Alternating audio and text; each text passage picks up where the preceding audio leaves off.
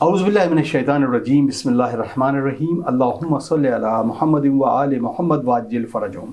معزز ناظرین، آپ کا میزبان اطہر کاظمی ایک بار پھر آپ کا خیر مقدم کرتا ہے۔ آج عنوان ہے شہزادی عالمیان حضرت فاطمۃ الزہرا سلام اللہ علیہا کی یوم شہادت کے عنوان سے ہم اس پروگرام کو آپ کی خدمت میں پیش کرنے کی سعادت حاصل کر رہے ہیں۔ مختلف علماء اکرام سے ہم اس موضوع پر ڈسکس کر رہے ہیں۔ کچھ سوالات ہیں جو آپ کے لیے بھی بہت اہم اور ہمارے لیے بھی بہت اہم ہے۔ ان جوابات کو لوگوں کو تک پہنچانے کی ذمہ داری آپ کی ہے۔ بحمد اللہ اس سوالوں کا سفر جاری ہے اور ان سوالوں کو لوگوں تک ان کے پیغامات کو کی شکل میں پہنچانا آپ کی بھی ذمہ داری ہے۔ آئیے ہمارے ساتھ اس وقت اسٹوڈیو میں موجود ہیں حجت الاسلام والمسلمین عالی جناب مولانا سید ابو افتخار زیدی صاحب قبلہ، اور ان کا خیر مقدم کرتے ہیں اور اس پروگرام کا آغاز کرتے ہیں۔ السلام علیکم۔ وعلیکم السلام ورحمۃ آغا اللہ۔ بہت خیر مقدم ہے اس پروگرام میں، اور خاص آج جو ہمارا ڈسکشن ہے وہ شہزادی کی اقوال زریں اور ان کے جو کردار ہے اس کی عکاسی کرتے ہوئے ہم عالم اسلام کو ان کے بارے میں بتانا چاہتے ہیں، تاکہ جو سوالات اکثر و بیشتر لوگ کرتے ہیں ان کے جوابات بہترین اور مثبت طریقے سے لوگوں تک پہنچ سکے۔ پہلا سوال یہ ہے کہ شہزادی عالمیان نے جو تعلیمات پہنچائی ہے اس کو کس نظریے سے نہ صرف خواتین کے لیے بلکہ عالم اسلام کے ہر فرد کے لیے ایک نمونہ عمل بنایا جا سکتا ہے؟ جی، اعوذ باللہ من الشیطان اللعین الرجیم، بسم اللہ الرحمن الرحیم۔ ظاہر ہے کہ بی بی فاطمہ صلوات اللہ علیہا رسول اللہ کی بیٹی کے عنوان سے ضرور تھیں، لیکن وہ ایک نمائندہ تھیں اللہ کی، اور بارگاہ رسالت میں اللہ نے ان کو وجود بخشا تھا، اور یہ اس وقت وجود بخشا تھا کہ جب آپ کو زمانہ ابتر کہتا تھا۔ جی، اور یہاں تک کہ ایک شخص تھا جس کا نام تھا عاص ابن وائل، اس نے تو کھلے عام سامنے اس سے رسول جا رہے ہوتے تھے اور کہہ دیتا تھا کہ یہ دیکھو ابتر جا رہے ہیں، تو اس سے رسول رنجیدہ ہو جاتے تھے۔ تو اللہ کبھی بھی اپنے رسول کو رنجیدہ، اپنے حبیب کو رنجیدہ نہیں دیکھنا چاہتا تھا، بے شک، لہٰذا ان کی رنجیدگی کو اس نے دور کیا اور سورہ کوثر نازل فرمایا، بے شک، انا اعطیناک الکوثر۔ ویسے تو مختلف قسم کی تفسیریں اس سلسلے میں ہوئی ہیں، لیکن فخر الدین رازی نے واضح طور پر اس کی جو تفسیر اپنی کتاب میں کی ہے اس میں کہا ہے کہ سیدھا سیدھا کوثر سے مراد جو ہے بی بی فاطمہ صلوات اللہ علیہا ہے۔ جزاک اللہ۔ جی، حالانکہ دوسرے لوگوں نے کہا ہے نسل کثیر، خیر کثیر، خود حوض کوثر، لیکن انہوں نے جو ہم نے دیکھا کہ تمام چیزوں کو نقل کرتے ہوئے انہوں نے اپنی کتاب میں یہ بات لکھی کہ سورہ کوثر یعنی کوثر سے مراد بی بی فاطمہ ہے، یعنی ڈائریکٹ اللہ نے کہا کہ میں نے آپ کو فاطمہ عطا کی، یعنی کوثر عطا کی یعنی فاطمہ عطا کی۔ ظاہر ہے کہ یہ اللہ کی نمائندہ تھیں، تو ان کی ذمہ داری تھی کہ قوم کی نہ یہ کہ عورتوں کو بلکہ مردوں کو بھی یہ درس دیں، کیونکہ یہ جو کہہ دیا جاتا ہے کہ صرف خواتین کے لیے وہ بن کے آئی تھیں، ایسا نہیں ہے، وہ تمام خواتین کے لیے اور تمام مردوں کے لیے نمونہ عمل تھی۔ چنانچہ جو ان کے پیغامات ملتے ہیں وہ جو احادیث ہیں ان سے مروی، اس میں یہی ملتا ہے کہ انہوں نے مردوں کے لیے بھی بہت سی چیزیں حقوق ارشاد فرمائے ہیں اور عورتوں کے لیے بھی ارشاد فرمایا ہے۔ جہاں انہوں نے عورتوں کے لیے پردے کے حکم کے مطابق یہ کہا ہے کہ عورتیں پردہ اس طرح سے کریں کہ نہ ان کو کوئی نامحرم دیکھے اور نہ ہی کوئی نامحرم کو وہ دیکھیں، جزاک اللہ۔ یہ عورتوں کے لیے کہا ہے، تو مردوں کے لیے بھی انہوں نے کہا ہے کہ مردوں کا پردہ جو ہے وہ خود ان کا سروں کو جھکا لینا ہے، اگر کہیں بے پردگی ہو رہی ہے تو مرد سر کو جھکا لیں اور اس انداز سے وہ خود اپنا پردہ کریں۔ اگر ایک بہت خوبصورت پہلو آپ نے اس میں نکالا ہے، آج کے اس معاشرے میں، آج کے اس دور میں جہاں شہزادی کا یہ بہترین خوبصورت اور واضح طور پر جو پردے اور حجاب کو لے کر ایک پورا قول ہے، آج کے اس دور میں جہاں خاتون پڑھ بھی رہی ہے اور علم کے تمام باب کو کھول رہی ہے، خاص طور سے اگر ہم بات کریں میڈیکل سائنس کے پیچھے، کہ اگر ہم اس ذریعے کو اس طریقے سے پہنچائیں تو ایک خاتون کے لیے اپنی درس و تدریس کو آگے چلاتے بھی رہنا ہے، اور اس بات کو جہاں جو خاتون جنت کا یہ قول ہے اس کو ملحوظ رکھنا ہے، تو یہ کیسے اعتدال پسند زندگی کو ایک خاتون گزار سکتی ہے؟ بھئی دیکھیے، اس کی مثال نمونہ جو ہے وہ ایران میں مل جائے گا. جی. ایران میں سائنٹسٹ خاتون بھی ہیں، ڈاکٹرز بھی ہیں، عالمہ بھی ہیں، مجتہدہ تک ہیں وہاں پہ. جی. تو انہوں نے پردے میں رہ کے، حجاب میں جو وہاں کا حجاب ہے، چہرے کے اوپر نقاب نہیں پڑتی ہے، صرف اس طرح سے حجاب ہوتا ہے. تو اس حجاب میں رہ کے انہوں نے سائنس بھی پڑھی. جی. وہاں پہ بہت سی سائنٹسٹ بھی خواتین ہیں، ڈاکٹر بھی خواتین ہیں، اور بھی بڑے بڑے شعبوں میں خواتین کا حصہ ہے. تو ظاہر ہے کہ انہی نے علم حاصل کیا. ایسا نہیں ہے کہ بے پردہ ہو کے علم حاصل کیا، وہاں بے پردگی کا سوال نہیں. کم سے کم اگر روڈ وغیرہ پہ کچھ اس طرح کے نظارے نظر بھی آ جائیں، مگر جو انسٹیٹیوشنز ہوتے ہیں، جو مدارس ہوتے ہیں، جو کالجز ہوتے ہیں، وہاں پہ خاص طور سے پردے کا لحاظ رکھا جاتا ہے. تو انہوں نے پردے میں رہ کے سائنس بھی پڑھی، انہوں نے جغرافی بھی پڑھی، انہوں نے ہسٹوری بھی پڑھی، انہوں نے فزکس بھی پڑھی، کیمسٹری بھی پڑھی. اور آج پوری دنیا میں آپ دیکھیے نمونہ عمل بنا ہوا ہے. اگرچہ امریکہ اور دوسرے لوگ جو ہیں وہ ہمیشہ یہ کہتے ہیں کہ ایران میں خواتین کے حقوق کی پامالی ہو رہی ہے، یہ وہ سراسر جھوٹ بول رہے ہیں. ہم تو وہاں پہ 12 سال الحمدللہ ہم نے تعلیم حاصل کی ہے. میں نے کہیں نہیں دیکھا کہ وہاں پہ عورتوں کے حقوق جو ہے وہ پسپا کیے جا رہے ہوں، بلکہ عورتوں کے حقوق کو پیش کیا جاتا ہے اور اس کی بچانے کی حفاظت کی جاتی ہے. لہٰذا کسی بھی میدان میں عورت چاہے وہ، یہ تو ایران کا معاملہ تھا، ہندوستان میں بھی اگر چاہیں تو بہت سی ایسی مثالیں ہیں، گھریلو خاندان ایسے ہیں کہ جہاں پردے میں رہ کے ان لوگوں نے ایگزام دیا. آج وہ بہت سی ڈاکٹرز بھی ہیں جو پردے میں باقاعدہ جو ہے ڈاکٹری کرتی ہیں اور ہاسپٹلس میں ان کی سروس جاری ہے. تو ہم نے خود دیکھا ہے. تو ظاہر ہے کہ جب اس منزل پہ آ کے اب وہ MBBS ہو گئی ہیں مگر وہ حجاب نہیں چھوڑتی، تو کیا جب وہ اتنے بڑے عہدے پہ آنے کے بعد بھی حجاب نہیں چھوڑتی تو کیا تعلیم حاصل کرنے میں انہوں نے حجاب چھوڑ دیا ہوگا؟ ممکن ہی نہیں ہے یقیناً. تو یہ کوئی معنی نہیں ہے. بے پردگی ہی سے ہماری ترقی ہوگی، یہ غلط نظریہ ہے لوگوں کا. کیونکہ اب خاتون کے لیے جو ایک صنف ہے وہ الگ الگ طریقے سے اس کی مکمل زندگی ضابط حیات جو پیش کرتی وہ یہ ہے کہ خاتون کو 3 حصوں میں بانٹا گیا. ایک وہ کسی کی بیٹی ہے، پھر وہ کسی کی زوجہ ہے، وہ پھر کسی کی ماں ہے. ایک گوشہ آپ نے چھوڑ دیا، بہن. جی بہن کا بھی الحمدللہ. بہت شکریہ آپ نے آغا اس طرف توجہ دلائی. یہ تمام مکمل زندگی ضابط حیات کو کس نمونے عمل سے ہم اگر شروعات کریں تو شہزادی کے ان تمام گوشوں کو اگر ہم مختصراً بھی بیان کریں تو ہمارا شاید اس پہ پروگرام کا ہدف بھی حاصل ہو جائے. تو اس کو مختصراً آپ دیکھیے کہ بحیثیت بیٹی کے اگر آپ بی بی فاطمہ کو دیکھیں گے تو آپ اس قدر آپ نے اپنے والد صاحب کے احترام کیا اور ان کی مدد کی، اسلام میں، اسلام کی بقا میں ان کی مدد کی. تو اس حیثیت سے کہ پیغمبر کو کہنا پڑا کہ فاطمہ تو ام ابیہا، یعنی اپنے باپ کی ماں. اپنے باپ کی ماں تو یہ معمولی چیز نہیں ہے. یعنی اس طرح سے وہ ہمدردی دکھاتی تھیں بیٹی ہونے کے باوجود کہ جناب رسول خدا کو احساس ہوتا تھا ماں کا کہ میری جیسے ماں خدمت کرتی ویسے یہ میری بیٹی خدمت کر رہی ہے. تو یہ تو ایک پہلو ہوا جو بیٹی کی طرح سے انہوں نے اس طرح سے کہ بالکل بیٹی ہی ہے مگر ماں کا کردار گویا ادا کر رہی ہیں ام ابیہا کے طور پہ. اس کے علاوہ بیوی کے طور پہ، زوجہ کے طور پہ حضرت علی علیہ السلام کی کبھی بھی حضرت علی علیہ السلام کو شکایت نہیں رہی. چنانچہ وقت آخر جس وقت آپ جو ہے وہ وصیت کر رہی تھیں تو اس وقت آپ نے کہا کہ ہو سکتا ہے کہ اے ابو الحسن آپ کو میری وجہ سے کوئی زحمت ہوئی ہو، کوئی تکلیف ہوئی ہو. تو اس وقت حضرت علی کا یہ فرمانا کہ میں تصور بھی نہیں کر سکتا کہ آپ نے کبھی ہم سے کوئی خواہش کی ہو یا آپ نے مجھے کوئی تکلیف پہنچائی ہو، اور آپ نے تو جس حال میں میں رہا اس حال میں آپ خوش رہی. تو یہ تو مختصر ہم اسی لیے بیان کر رہے ہیں تاکہ وقت کم ہے.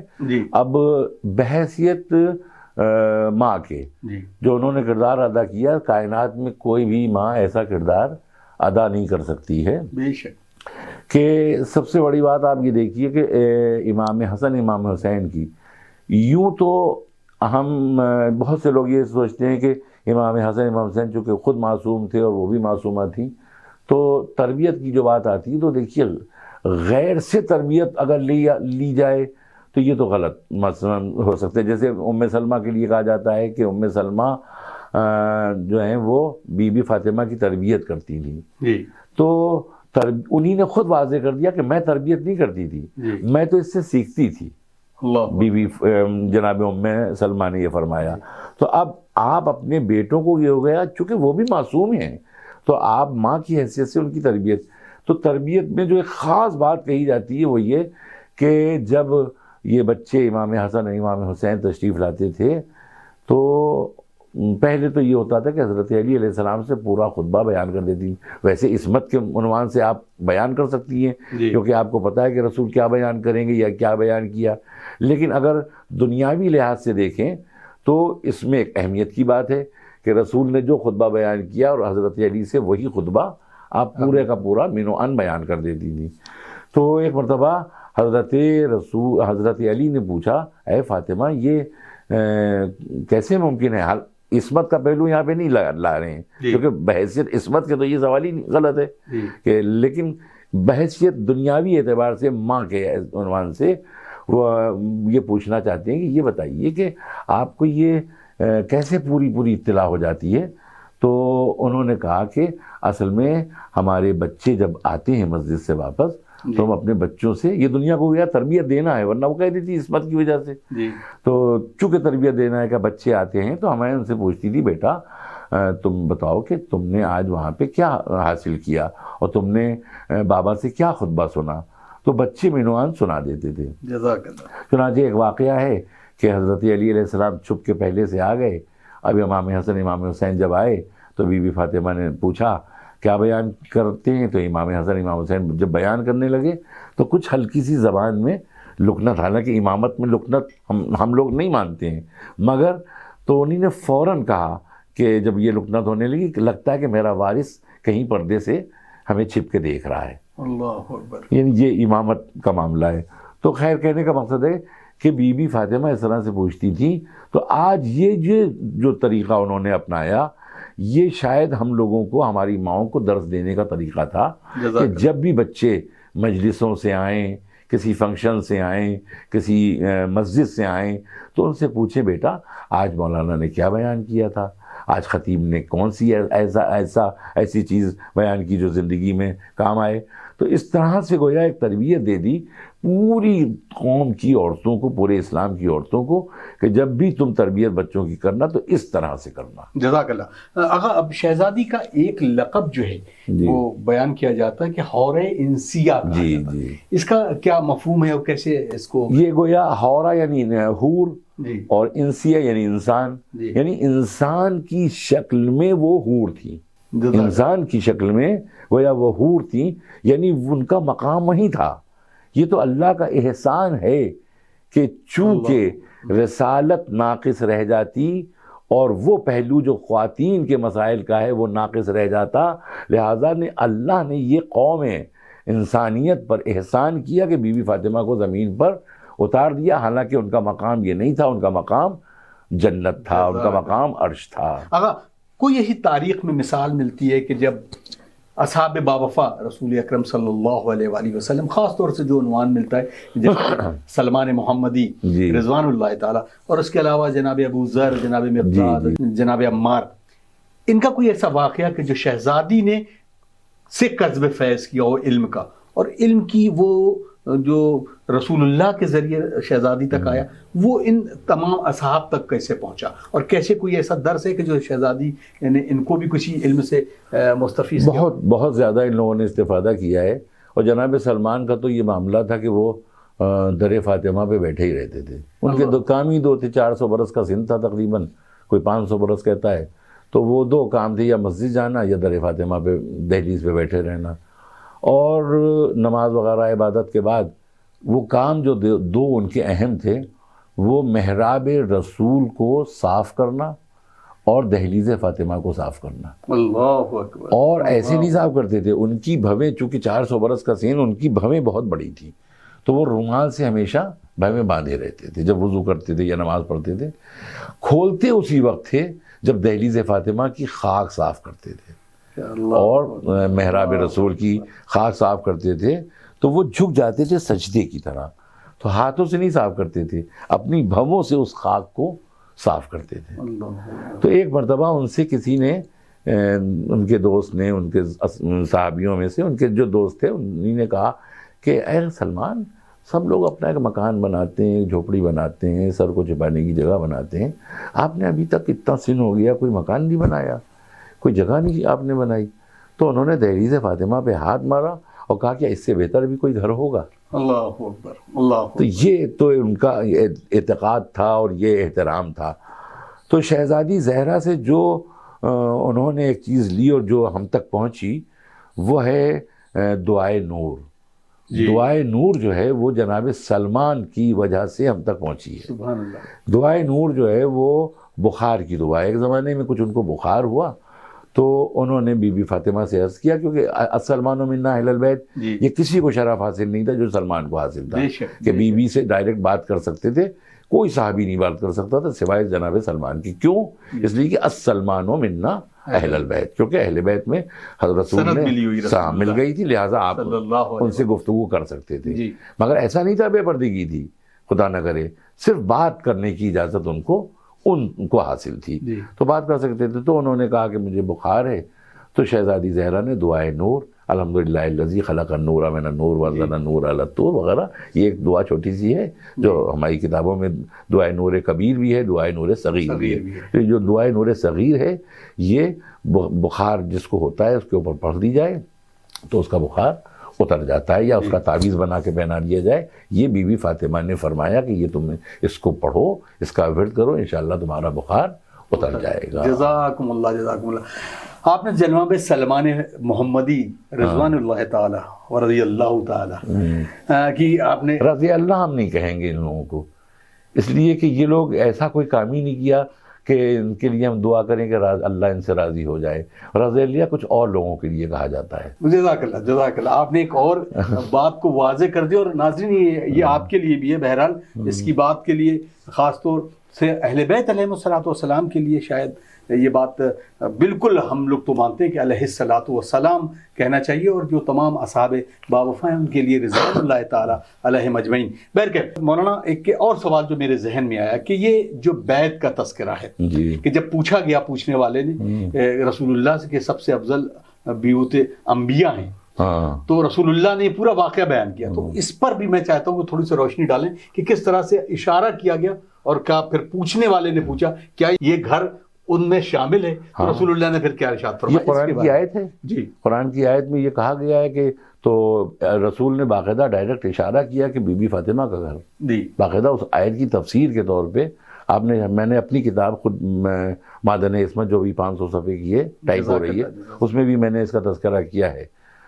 تو اس میں یہ آیت بی بی فاطمہ ہی کے لیے مخصوص کر دی گئی کہ کوئی اور گھر نہیں، وہ گھر کے جو بی بی فاطمہ کا ہے، یعنی جو وہی میرے اہل بیت ہیں۔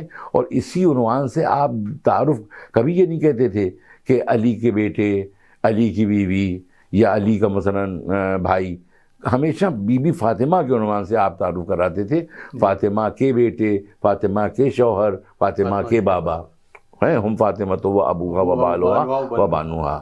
تو ڈائریکٹ جو ہے وہ جن گھروں میں اجازت دے کے جانے کی جو ہے بیوت الاذنا ہوا ہے نا آیت، تو اس میں اسی گھر کی طرف خاص طور سے اشارہ ہے، خاص طور سے۔ اور اس کے بعد ائمہ کے گھر، جو ہمارے ائمہ علیہ الصلوۃ والسلام کے گھر ہیں، وہ اسی زمرے میں آئیں گے جس زمرے میں بی بی فاطمہ کا گھر آتا ہے۔ جزاک اللہ۔ اب کیونکہ ہم باقی وقت مجھے اجازت نہیں دے رہے، کیسے ایک انسان کے لیے یہ شرف ہو کہ وہ اپنی زندگی میں ان ہستیوں کے ذکر کو اپنا ذکر بنائیں، اور اپنی ان ہستیوں کا جو کردار ہے اس کو عکاسی کر کے اپنی زندگی میں ڈالیں، میسج کی شکل میں۔ آج کے اس پروگرام کے حوالے سے، شہزادی عالمیان کی شہادت کے حوالے سے کیا پیغام ہوگا امت مسلمہ کے لیے؟ دیکھیے، اس سلسلے میں جو کتابیں ہمارے یہاں معرفت چہاردہ معصومین کے عنوان سے کتابیں موجود ہیں، الگ الگ ائمہ کی بھی ہیں اور بی بی فاطمہ کی بھی ہیں، تو کم سے کم اس کا مطالعہ کریں، اسٹڈی کریں، اور کچھ تو معلومات، کیونکہ معرفت ہمیں حاصل کرنا ہے تو ہم وہ مکمل معرفت تو نہیں حاصل کر سکتے، لیکن جس حد تک انہوں نے ہمیں معرفت کے لیے کہا ہے تو ہم اتنی کم سے کم ان کا ہمیں نام صحیح معنوں میں جاننا چاہیے، ولادت کب ہوئی، شہادت کب ہوئی، کیا ضروری واقعات تھے، کیا اہم واقعات تھے ان کی زندگی میں، کم سے کم یہ چیزیں ہمیں معلوم ہونا چاہیے۔ اور یہ کہ وہ کس سے نہیں ملتے تھے، کیوں نہیں ملتے تھے، ان لوگوں سے بھی ہمارا برتاؤ اگر ان کا اچھا نہیں تھا اہل بیت کا تو ہمارا بھی برتاؤ ان سے اچھا نہیں ہونا چاہیے۔ اگر شہزادی زہرا مثلا کسی سے ناراض گئیں تو ہم کوشش نہ کریں کہ اس کو ہم خوش کر دیں اپنے عمل کے ذریعے سے، چونکہ شہزادی زہرا اگر ناراض ہیں تو پھر قیامت تک وہ ناراض ہی رہیں گی، اور اسی لیے بعض لوگوں کے وہ سلام کے جواب بھی نہیں دیتی تھی۔ تو کیا شہزادی سے ممکن ہے کہ جو مجید شریعت ہو اور وہ سلام کا جواب نہ دے؟ جبکہ ہمیں حکم ہے کہ تم نماز پڑھ رہے ہو، نماز واجب بھی پڑھ رہے ہو، اگر کوئی سلام کر لے تو اس کا جواب دو، درمیان نماز ہمیں حکم ہے۔ ہاں یہ ضرور ہے کہ چونکہ سلام علیکم نہیں، سلام علیکم کا جواب سلام علیکم دیں گے، کیوں؟ کیونکہ قرآن میں علیکم السلام نہیں ہے، اور نماز میں وہی جملہ بولا جا سکتا ہے جو قرآن میں موجود ہو، تو سلام علیکم کا جواب سلام علیکم، گویا ہمیں حکم ہے کہ تم نماز میں جواب دو۔ تو بی بی فاطمہ کیوں نہیں جواب دیتی تھی؟ تو اس کا مطلب یہ ہے کہ وہ رسول کی حدیث لوگوں کو یاد رکھنا چاہیے، فاطمۃ بضعۃ منی من آذاہا فقط آذانی، من آذانی فقط آذ اللہ، من آذ اللہ فہو کافر۔ یعنی فاطمہ میرا ٹکڑا ہے، جس نے مجھے اذیت دی اس نے فاطمہ کو اذیت دی، اس نے مجھے اذیت دی، جس نے مجھے اذیت دی اس نے خدا کو اذیت دی، جس نے خدا کو اذیت دی وہ کافر ہے۔ اس کا مطلب اگر وہ صاحب اسلام سمجھتی ہوتی تو سلام کا جواب ضرور دیتی، لیکن رسول کے بقول وہ اس صاحب اسلام نہیں سمجھتی تھی۔ جزاک اللہ، جزاک اللہ، بہت شکریہ آقا، بہت خوبصورت گفتگو اور بہترین پیغام بھی اس شکل میں کہ لوگوں تک ہدایت کا ذریعہ بن جائے۔ ناظرین آپ دیکھ رہے ہیں یہ اسپیشل پروگرام، ہم شہادت حضرت فاطمہ الزہرا سلام اللہ علیہ کے عنوان سے آپ کی خدمت میں یہ نشریات آپ تک پیش کرنے کی سعادت حاصل کر رہے تھے۔ اپنے میزبان اطہر کاظمی کو اس دعا کے ساتھ اجازت دیں کہ انشاءاللہ کہ ہم اگلے پروگرام کو پھر اسی کچھ سوالوں کے ساتھ حاضر خدمت رہیں گے ایک خاص مہمان کے ساتھ۔ السلام علیکم ورحمۃ اللہ وبرکاتہ۔ اللہم عجل ولیک الفرج۔